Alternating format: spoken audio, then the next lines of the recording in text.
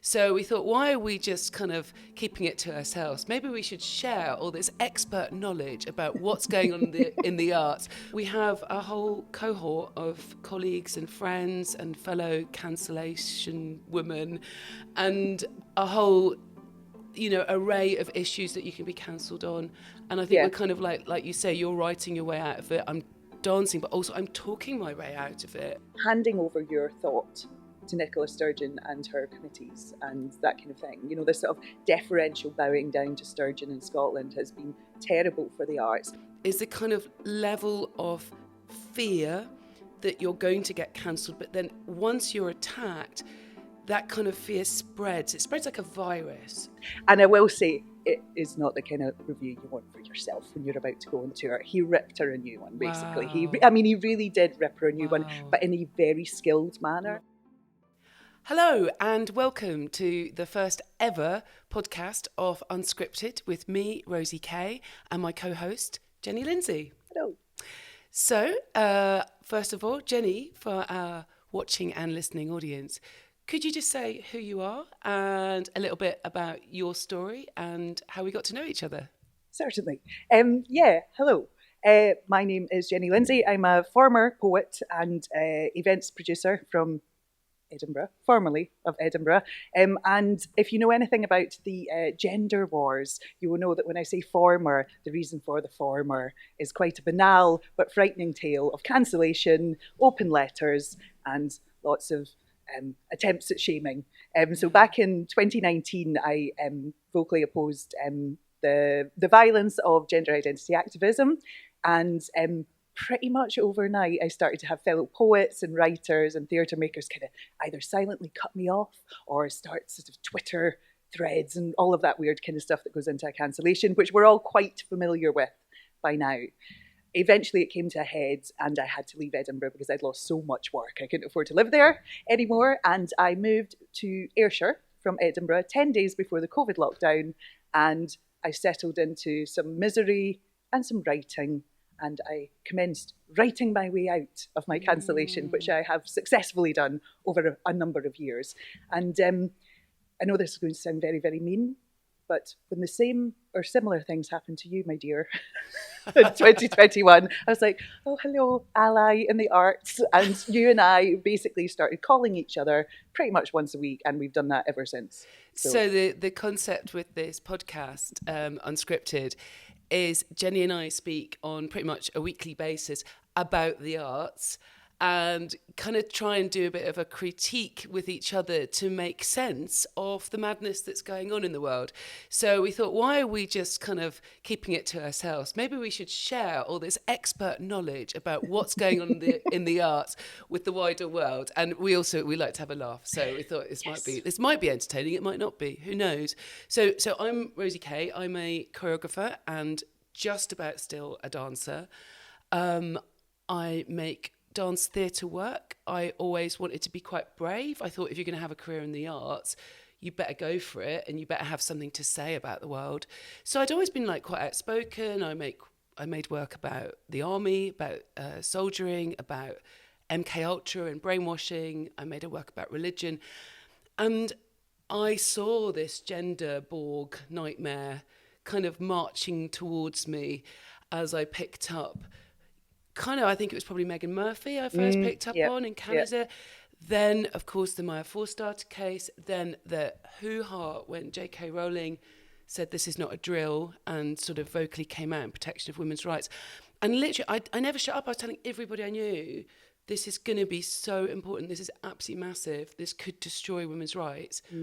But hey, I said it actually in a dinner party at my own home with a cast of adult dancers, and all hell was unleashed, and it's taken about 4 years to sort of recover to a point that actually you never really recover, because it's just so shocking and so mind-blowing that you're being cancelled for saying that you believe women are real. I still can't get my head around it. And now we have a whole cohort of colleagues and friends and fellow cancellation women and a whole array of issues that you can be cancelled on.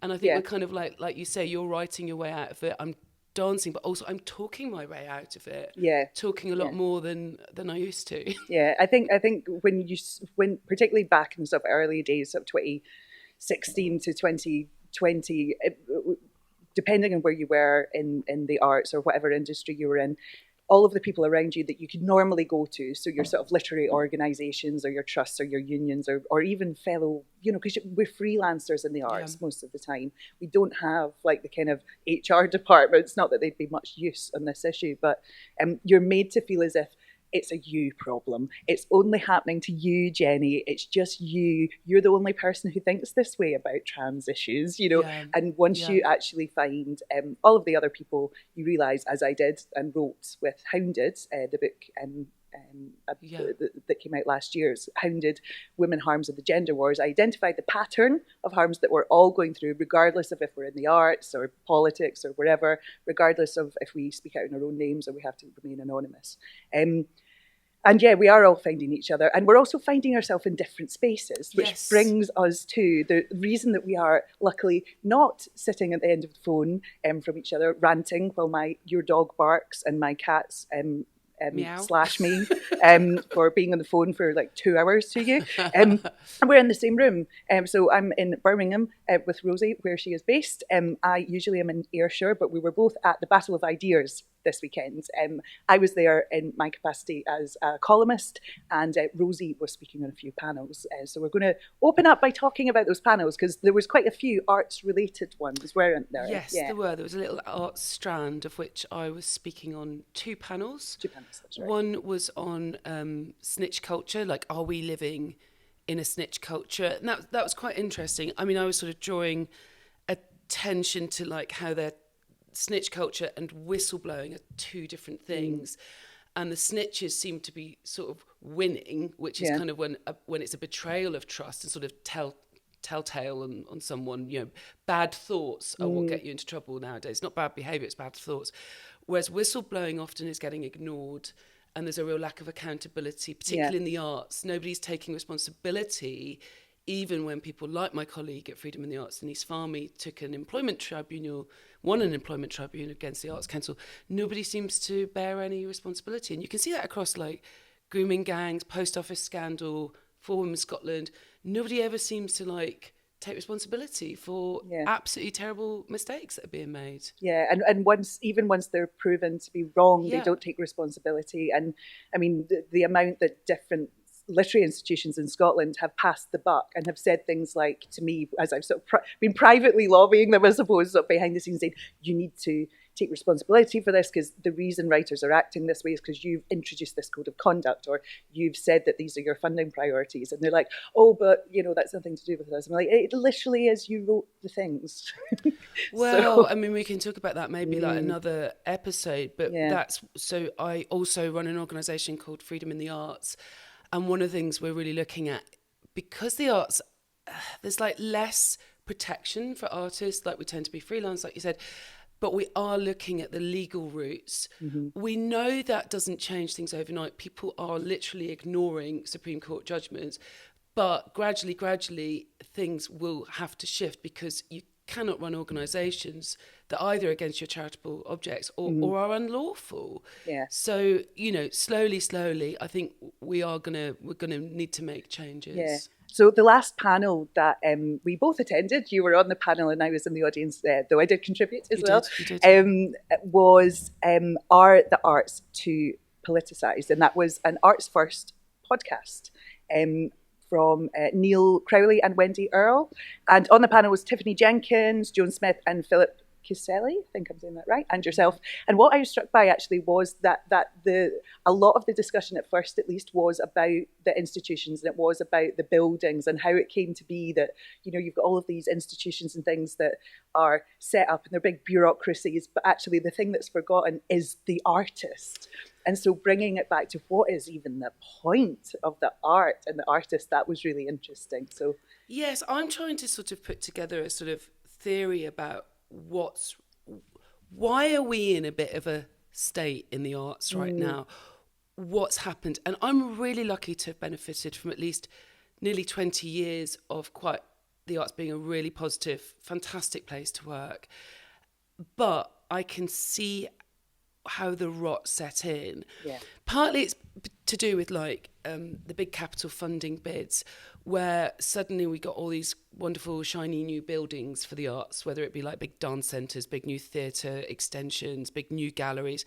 And buildings take huge amounts of management. They take lots of marketing and administrative support. They take lots of fundraising. And it becomes an incredibly bureaucratic place. Now, of course, it started off as housing the arts, but actually the arts end up serving this bureaucracy. Yeah. And so along with this culture came also a kind of attempt to corporatise the arts.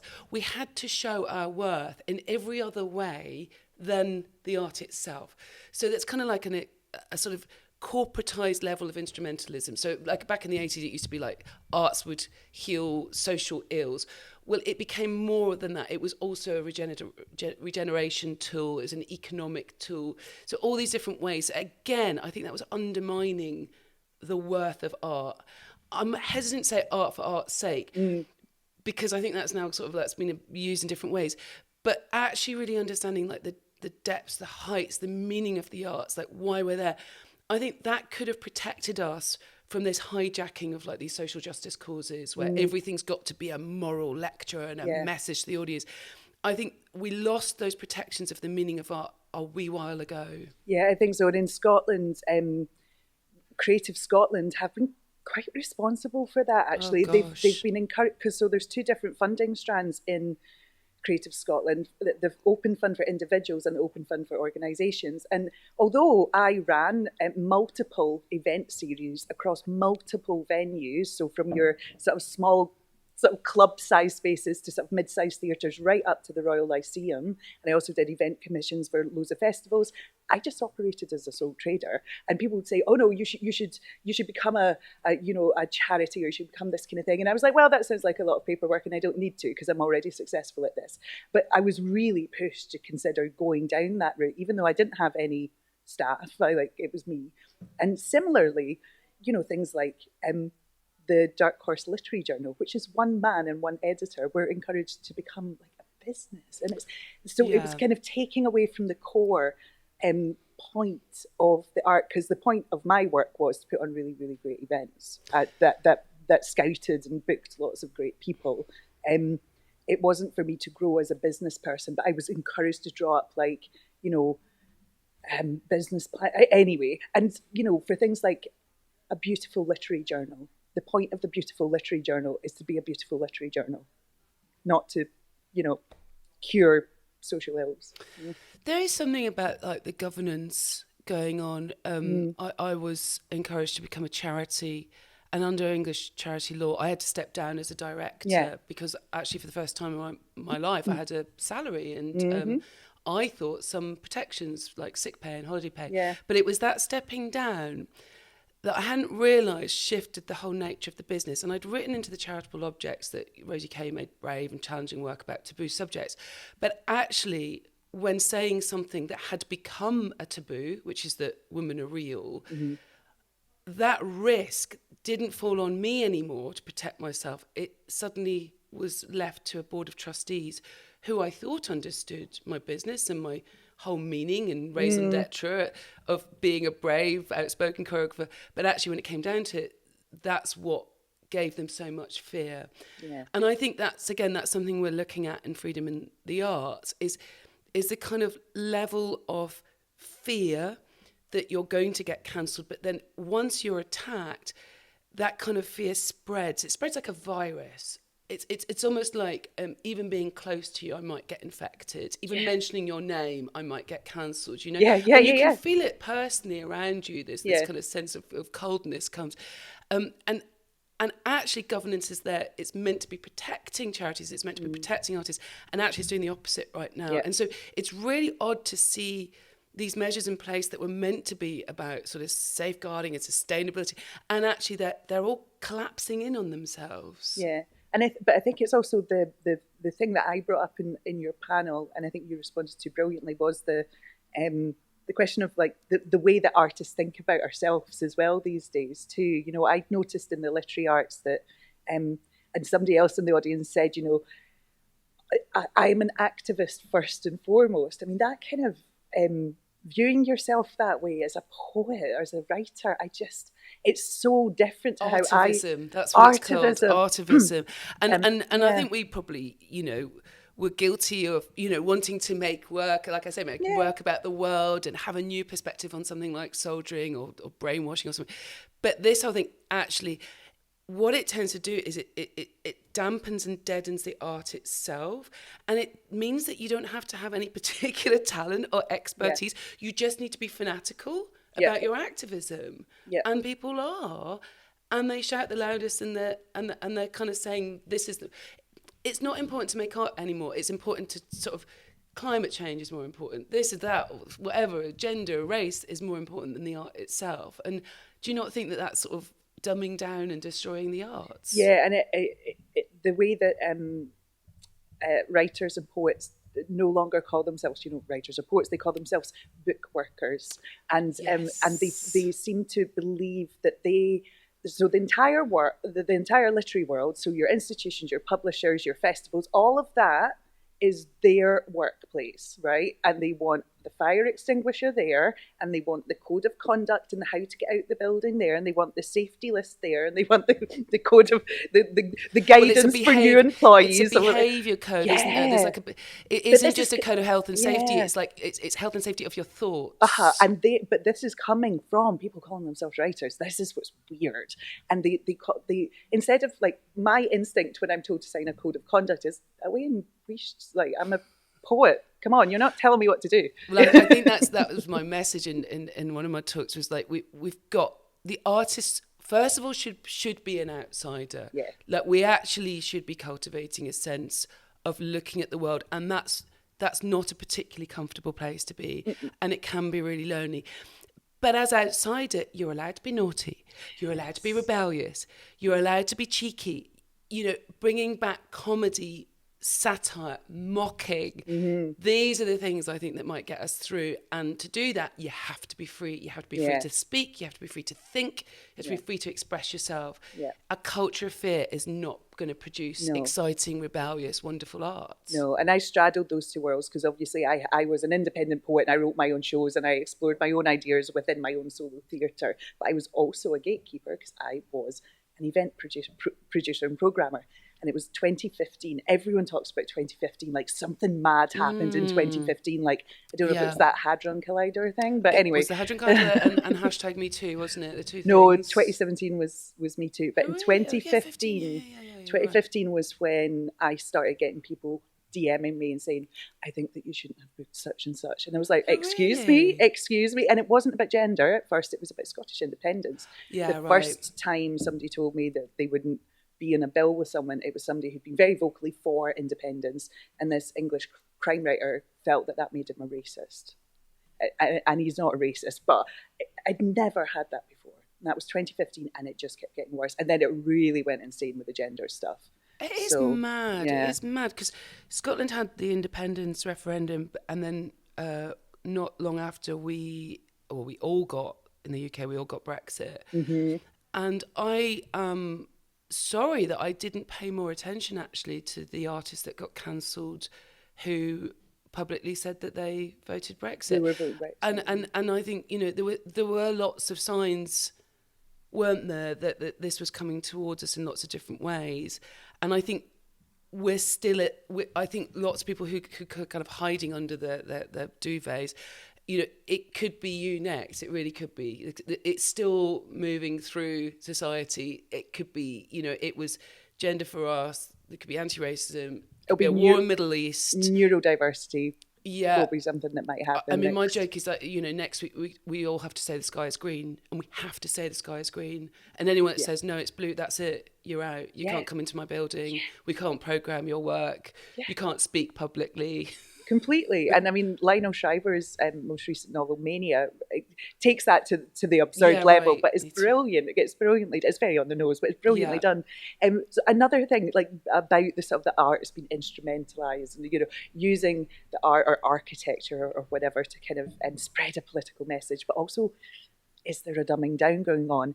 I think at least 4 people in that final Battle of Ideas panel, they brought up the Canterbury Cathedral case which has happened over the last week where Canterbury Cathedral have put, so it's not permanent graffiti, but it's like It's sort of tattoo-like stickers. Tattoo-like stickers all over with things like, does God hear me or whatever. I can't remember exactly the things. In the graffiti style, in this beautiful work of art, as work building. of art itself.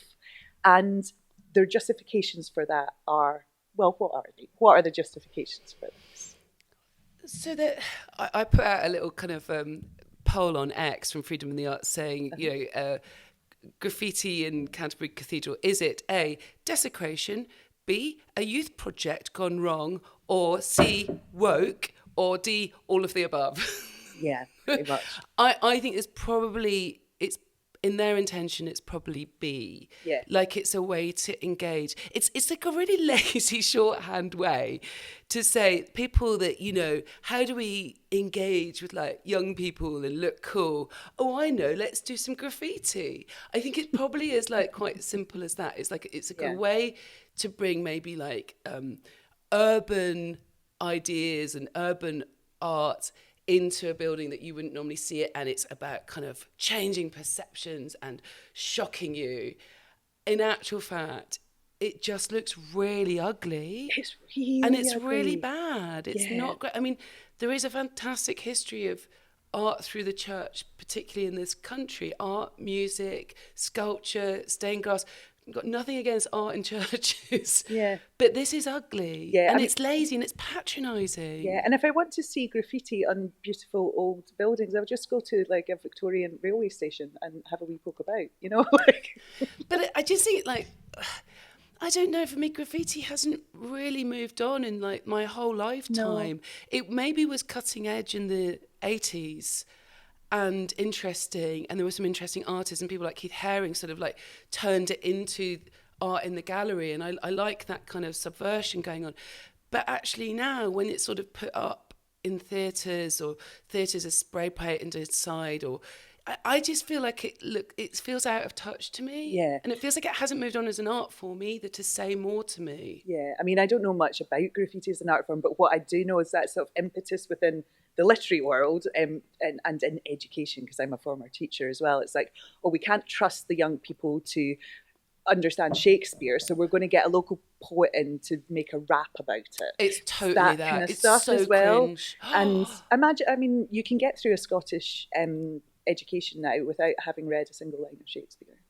I know. I mean, or Burns. That's what I mean by patronising. That actually, like having access to like the best art, the best literature, learning how to sing really difficult, Fauré's Requiem or Haydn's Imperial Mass in the school choir.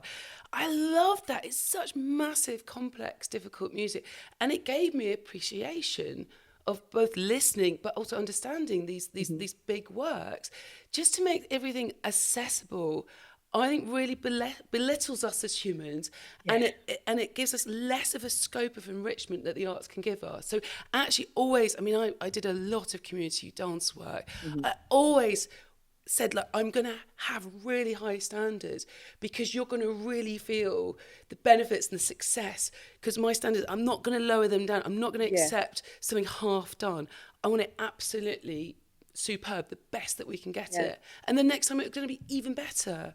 And I think young people and kids really respond to that because it shows that you believe in them. Exactly. I mean, when I do poetry workshops in schools or whatever, because my background is performance and poetry, and that is a different sort of tradition. The oral tradition is different, but when I go into schools, I don't just use rappers and accessible, pop stars lyrics or whatever. I'm looking at Don Patterson and other people like that. And so, but tell us, like, what's your would you have thought you were a battle of ideas person before all of this? Like, what's your take on? Because I find it really.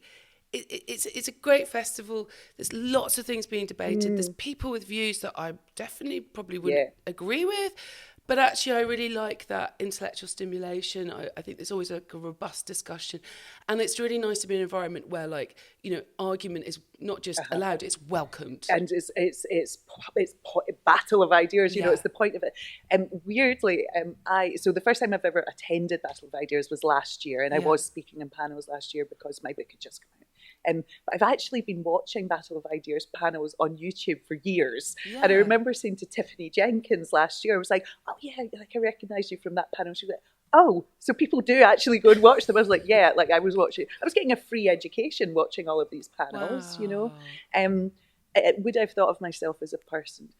I mean, I'm glad I've been invited. That's lovely. I think so, because I mean, I got really involved in the debates about the Scottish independence referendum. I taught politics when I was a secondary school teacher. So, as one of my pupils said, having a modern studies teacher without political opinions is like having a home economics teacher who can't cook. So, it's nice to have gotten involved in these discussions. And as you say, what changed from the artistic world, I know that was my sort of point, just, to go back to like that panel about are the arts too politicised, it's kind of astonishing that I'm now in this space. I seem to be talking as much as I dance. And actually that's kind of where artists need to be. Like we need to be contributing. We need to be talking about. I don't think I shouldn't be doing this for the rest of my life. I want to still be absolutely arts focused.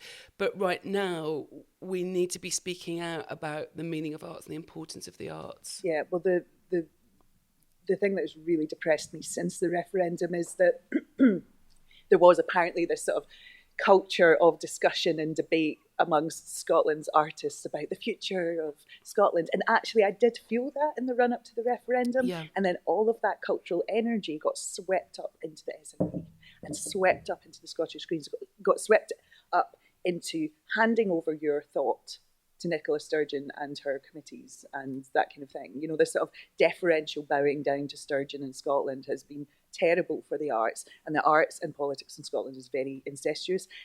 And there isn't any political discussion. That's the whole point. The Scottish arts is so depressing now. They're not actually political.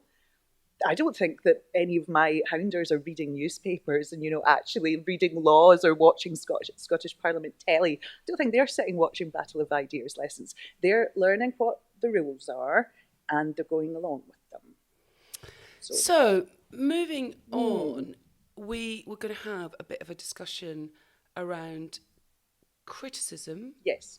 And critiquing. Yes. And literary criticism, and then maybe also looking at some sort of like dance criticism as well, and kind of what's going on with that.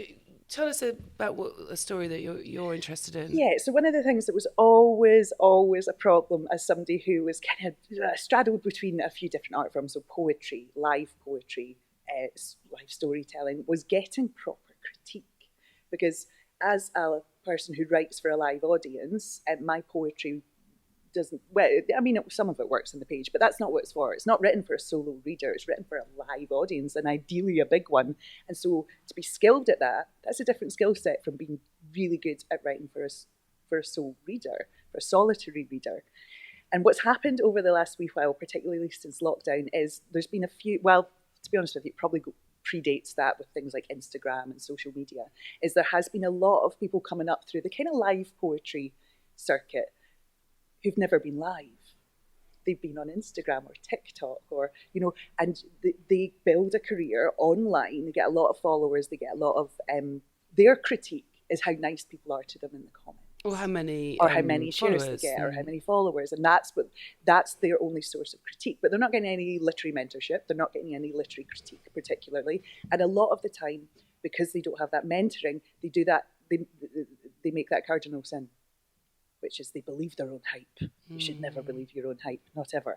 And so they do sort of exist in a bit of a bubble, which brings me to a case that happened a few weeks ago now, actually. There was a massive stushy because one such poet, who's a poet called Len Penny, who's young, pretty, bolshy Scots poet who came up via TikTok during the lockdown of 2020.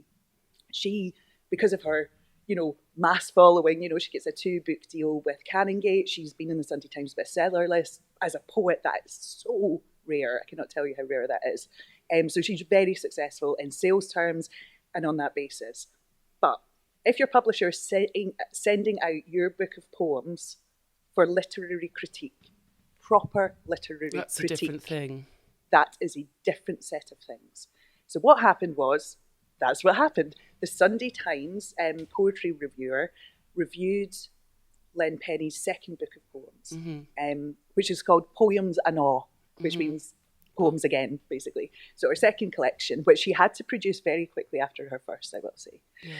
And he did a proper literary review of it. Now, we're not used to proper literary reviews in the poetry world. And I will say, it is not the kind of review you want for yourself when you're about to go on tour. He ripped her a new one, basically. Wow. He really did rip her a new one, but in a very skilled manner. Right. I must say, as somebody who writes for a living, I was like, oh. But it was, as I was reading it, I was thinking, well, there's nothing there that she can't survive. So he was saying things like, you know, she is I can't say the word, execrably bad. She was the worst poet since William McGonagall.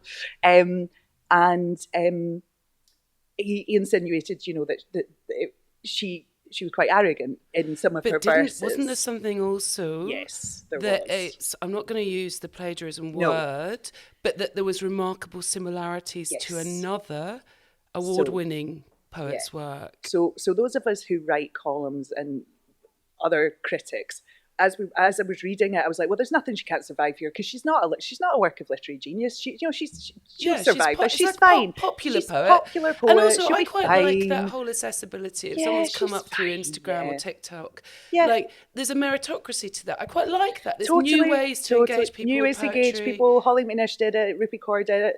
They are far wealthier than I ever got to be in poetry, and fair play to them. That's fine. Just don't think of yourself as something you're not, was always my thing. Then you get to the payoff of this review. Yeah. And the payoff, obviously, is the last little bit. And it was such a well-constructed review, because the last bit, I thought, I don't know if she can survive that. I'm not too sure. Because as you say, so what the critic did was he said one of the only poems in the collection that isn't in the I, so isn't in the first person, is a poem about Laika, the dog that went into space. And he put it side by side with a verse by a poet called Sarah Doyle, who, you know, isn't famous but is a very successful page poet. Yeah. And the two side by side did show, as he said, didn't go as far as to say this is plagiarism. He said it's a remarkable coincidence or a remarkable similarity. And I thought, well, I'm not sure how anyone would survive that. The thing that fascinated me the most, though, Rosie, wasn't this. I mean, and I did sort of think, oh God, I hope she's got people around her, because it's not nice getting a crap review, and it's certainly not nice being accused of plagiarism. I still remember some of my crap reviews, Yeah, and everyone gets them. That's the whole point. Well, in a sane arts world, you do get good and bad reviews. But what astonished me was how viciously everyone went after the critic for doing his job. Right. You're talking, he got accused of being a nonce. He got misogynist. Yeah. He got accused of only going after Len Penny because he was envious of her career. It was all of these kind of accusations. I was like, he's not envious of her. He's a literary poet, and he's doing a literary review, as her publishers, I imagine, want her to have. Getting a good review from the Sunday Times would be amazing. Getting a bad one is a bit of a kick in the teeth. But it's very tribal, isn't it? It's very tribal. And some very famous poets were basically ripping this guy to shreds, like accusing him of the most vicious, worse than plagiarism, some of the things they were accusing him of. You know, they were ripping apart his personality. And I was like, this is a weird way to respond to a bad review. Oh, it made me think, there's a fabulous dancer and choreographer, Wendy Houston, made a show called Watch It, and it's a solo show, and she took it to Edinburgh this year, and it is about all the things you used to be able to say and do on stage, and now you've got to watch it. And she's a really skilled performer. I mean, she's a bit of a hero of mine. She was a dancer with Lloyd Newson's company DV8. And there's a very famous dance film called Strange Fish, with her and Nigel Charnick kind of at a party, behaving in a way now that you go, oh yeah, that's really contemporary dance. But at the time was like mind-bendingly amazing, and they're beautiful dancers. And they literally like make conversation like through all their body movements and their awkwardness. And it's absolutely wonderful. She's a completely amazing dancer, and she's still performing. And she's an older dancer, and I went to see her work on the opening night in Edinburgh, and it was brilliant. And including in it, there's a couple of videos of her when she was younger and like sort of amazing films from the 90s. And it just made me like really nostalgic to like when the arts was so cool and so cutting edge, and it was all I wanted to do. These amazing people being so brave and kind of almost reinventing aesthetics. It was fantastic.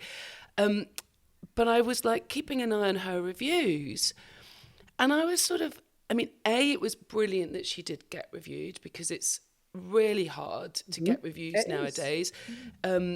The amazing dance critics I know, they get less and less space. They might only be reviewing one thing a week at max. They might only get a tiny column, you know. So actually getting a review is a kind of compliment in itself.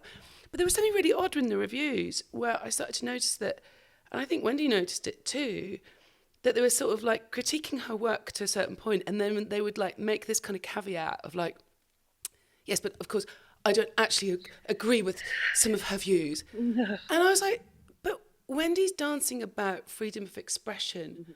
What is it that they don't agree with on her? What is this morality?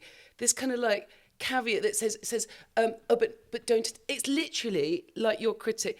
Don't attack me. I'm actually with you lot, and I'm looking at this artist who's, you know, making it, you know, it's a bit making herself a bit dangerous, a bit vulnerable.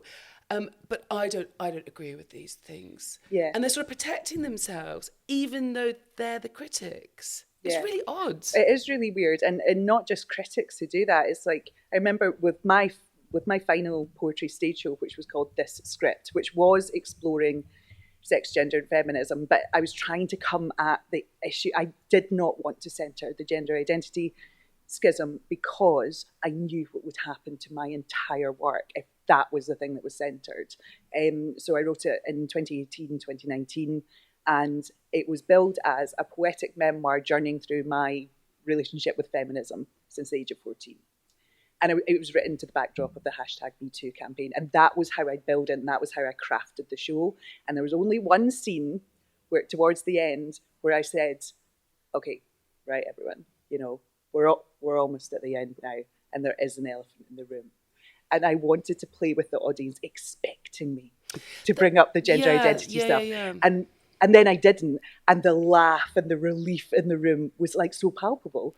And I wanted the audience to question that, but I didn't mention the gender identity stuff. However, even then, I had people tweeting afterwards going, oh, that was an amazing show. I don't agree with Jenny about everything, but it's like, because I think that was what got Wendy into trouble, was the sort of punchline. I don't want to give away the story of the show, but the punchline were 3 letters, JKR. Nice one.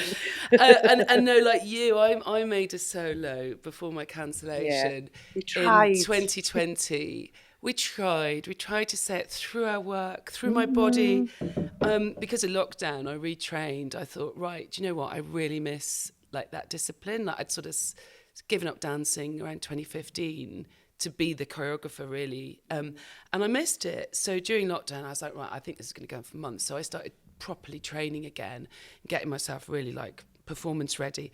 And I made a solo, sort of lots of it based on improvisation, but with a kind of story about my body and my life. And there's a whole series about like my injuries or like what happened, trying to give birth to my child, you know, which is a kind of very harrowing, complicated thing for just about most women. And then there was this one line that says, being a woman is not in my head. And again, somebody afterwards, it was a fantastic performance at the Edinburgh Festival Theatre, like one of the biggest theatres in Europe, and there's me on my own dancing on it. It was fabulous. But someone really political came up and said, you're going to get in trouble, Rosie. And I was like, I thought I was up for it. Yeah.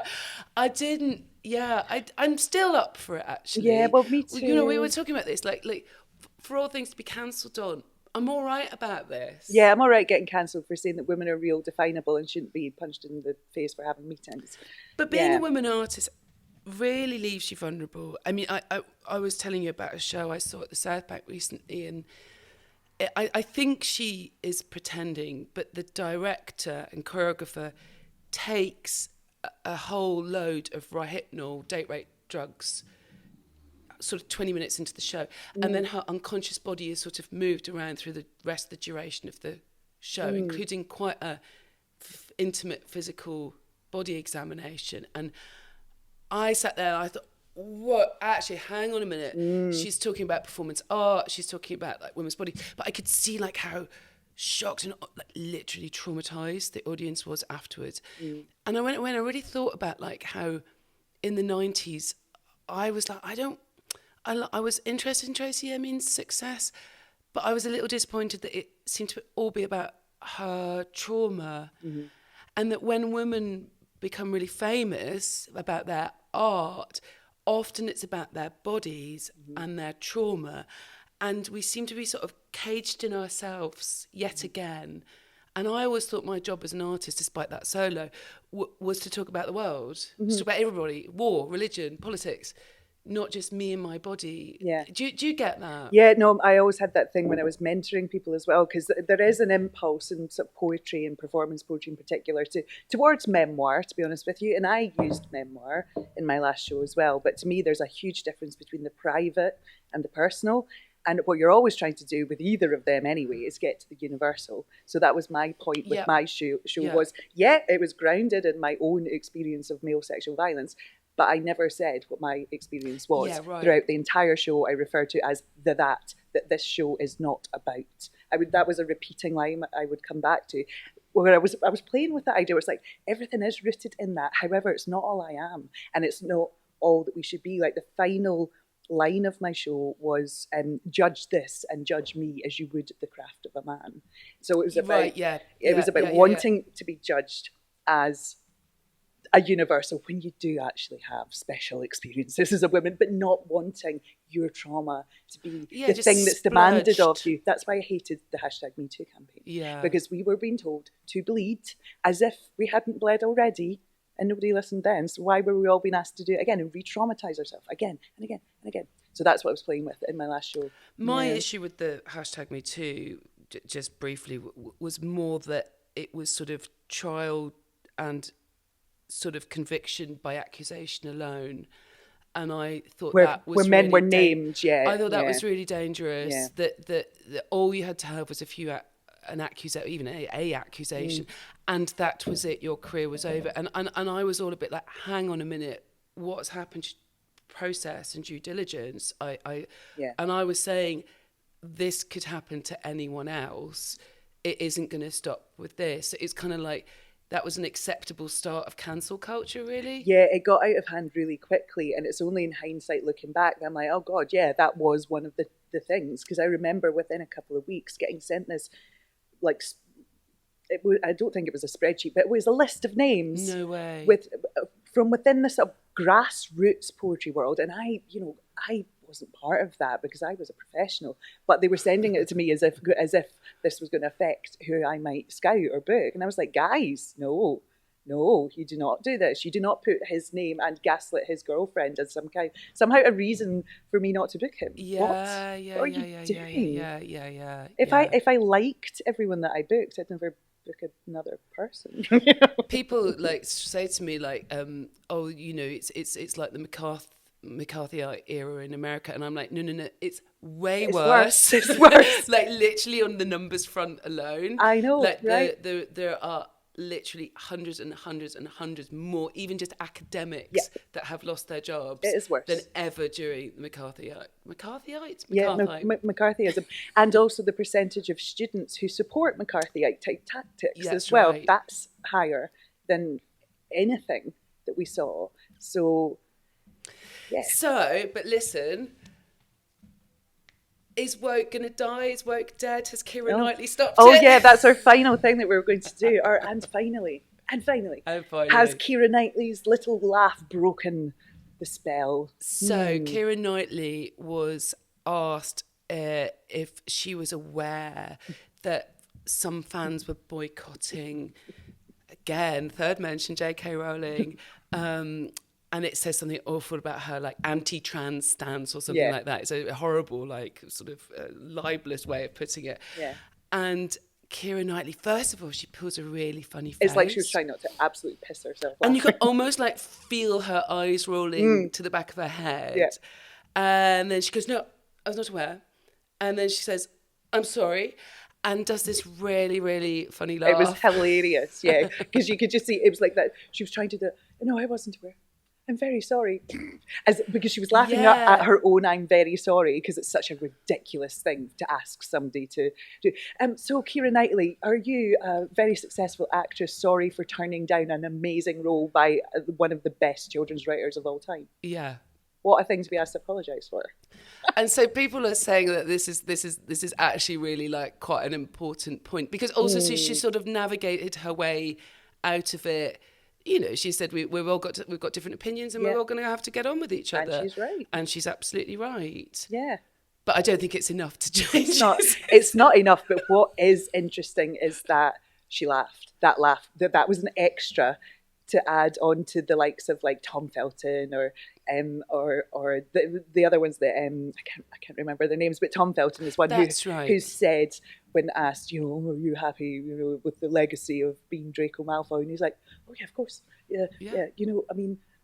I don't get into the issues or whatever, but hers was actually like, we've all got different issues and we all have to get along. That's kind of you, actually, I think. Yeah, it was a good one. It was a good one. And then I also saw last week that Eric Kaufman, who's a social scientist at the University of Buckingham, had published some research which seems to show that the whole sort of identifying as trans or identifying as non-binary may actually be decreasing finally with young people. Now there was some argument back and forth about it. I haven't read all of it. No, none of it. But he's good at spotting trends. He really helped me understand that authoritarianism that's kind of like quite strong in young people. But this is suggesting perhaps that it's been a fashion and it's on the way out. And I wonder that because, I see that a little bit with sort of the younger generation, that anything that's kind of been forced upon them and was de rigueur for a certain generation, often there's a backlash against that. The slightly more dispiriting part of that set of data, though, was that there wasn't a correlating reduction in support for censorship and no platforming. Oh, really? Yeah, so it did appear to show a reduction in the number of like young people identifying as non-binary in particular, but not. So it's like the two are separate. So there's this. Wow. I know. Sorry to be really depressing. I like that. But like because it's a bit like what we were just saying about the sky is green. Is it doesn't really matter about the issue. It's about the authoritarianism. It's about the authoritarianism. Because this is it as well. I mean, we're all. I'm really taken by Andrew Doyle's analysis of all of this. Actually, so clever on it, because it is in all of us. It's in our groups. It's in feminism. It's in gender critical feminism. It's in particular parts in different ways. It was in the Me Too movement. It's in disability rights. It's in every single movement, and we've all just got to be.